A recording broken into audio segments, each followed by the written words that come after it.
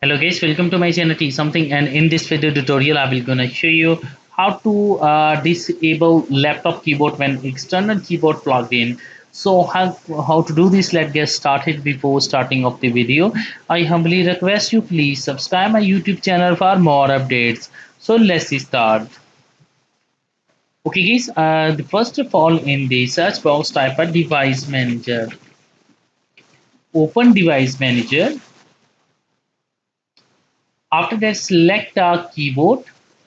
Select a driver, right click on update driver, click browse my computer from drivers, click let me pick from a list available driver on my computer, and after that click uncheck the show compatibility hardware, and after this go down and find out